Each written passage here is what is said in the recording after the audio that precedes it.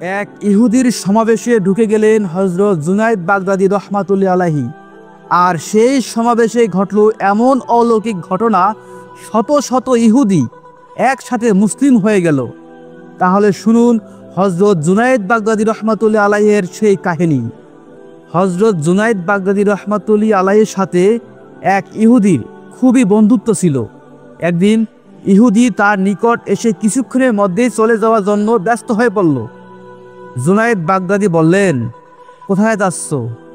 তখন সে ইহুদি বলল, আজ আমাদের একটি সমাবেশ আছে, সব ইহুদি সেখানে উপস্থিত হবে, আমিও সেখানে যাব। জুনায়েদ বাগদাদী বললেন, আমাকে তোমার সাথে নিয়ে চলো। ইহুদি বলল, আপনি সেখানে যেতে পারবেন না, সেখানে কোনো মুসলমানকে দেখলেই হত্যা করে ফেলবে। তিনি বললেন, আমি তোমাদের বেশ ধরে যাব। জুনায়েদ বাগদাদী রহমাতুল্লাহ আলাইহি তার সাথে সেখানে গিয়ে দেখেন একটি আসন তৈরি করা হয়েছে। কিছুক্ষণ পর একজন বৃদ্ধাকে সেই আসনে বসানো হলো। এই বৃদ্ধা প্রতি বছর এখানে বসে জনতাকে একটা মাত্র উপদেশ দিতেন। তারা সবাই সেই উপদেশ পালন করত, কিন্তু এইবার সে চুপ করে বসে রইল। ভক্তরা বলল, আপনি আজ কিছুই বলছেন না কেন? আমরা যে আপনার বাণী শোনার জন্য অধীর আগ্রহে আছি। তখন সেই বৃদ্ধা বলল, এই মজলিসে একজন মুসলমান আছে, তাই আমি কোনো কথা বলতে পারছি না। সকল ইহুদিরা বলে উঠল, কে সেই মুসলিম? আমরা তাকে হত্যা করব। বৃদ্ধা বলল, না, খবরদার, তাকে হত্যা করবে না। ওখানে বসে আছে সেই ব্যক্তি, তাকে আমার কাছে নিয়ে আসো।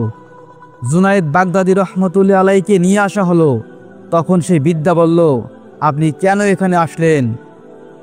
জুনায়েদ বাগদাদী বললেন, আমি তামাশা দেখার জন্য এসেছি।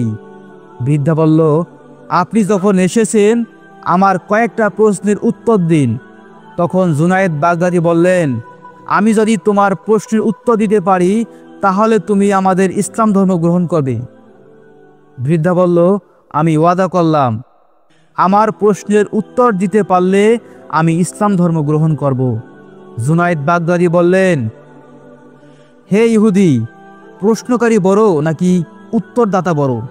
তখন সেই ইহুদি বলল, উত্তরদাতা বড়। তখন জুনায়েদ বাগদাদী বললেন, তুমি হলে প্রশ্নকারী, তুমি আসন হতে নেমে আসো, আমি ওই আসনে বসে উত্তর দেব। বৃদ্ধা নেমে আসলো, তিনি গিয়ে সেই আসনে বসলেন। এবার জুনায়েদ বাগদাদী বলল, আপনি প্রশ্ন শুরু করুন। তখন বৃদ্ধা বলল, 1 নম্বর প্রশ্ন, আপনারা বলে থাকেন বেহেশতে এত আহার করা হবে, তবু পায়খানা প্রস্রাবের কোনো প্রয়োজন হবে না। 2 নম্বর প্রশ্ন হলো, বেহেশতে এমন একটি বৃক্ষ থাকবে যার শাখা প্রশাখা বেহেশতের প্রতিটি ঘরের উপর বিস্তার করবে। 3 নম্বর প্রশ্ন হলো, বেহেশতের নিয়ামত যতই খাওয়া হবে তার ঘাটতি হবে না।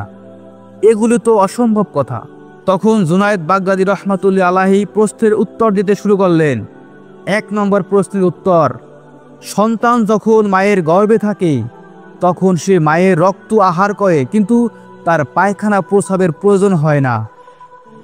2 নম্বর প্রশ্নের উত্তর, পৃথিবীতে সূর্য মাত্র একটি, কিন্তু তার আলো সকল ঘরের উপর গিয়েই পড়ে।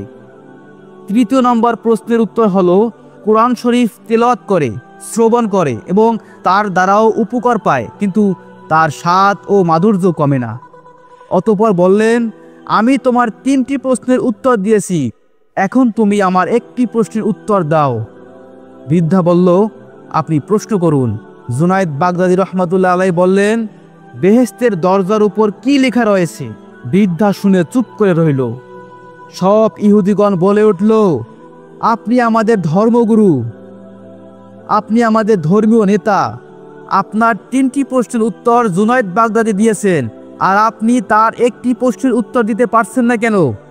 তখন বৃদ্ধা বলল, আমি যে উত্তর দেব তোমরা যদি তা মেনে নেওয়ার অঙ্গীকার করো তবেই আমি উত্তর দেব। তারা সকলেই অঙ্গীকার করল, আমরা অবশ্যই আপনার কথা মেনে নেব। তখন বৃদ্ধা বলল, বেহেশতের দরজার উপর লেখা আছে, লা ইলাহা ইল্লাল্লাহু মুহাম্মাদুর রাসূলুল্লাহ। এই কথা শুনে সকল ইহুদি কালেমা পড়ে মুসলমান হয়ে গেল। এবং ইসলামের সুশীতল ছায়ায় আশ্রয় গ্রহণ করল। সুবহানাল্লাহ।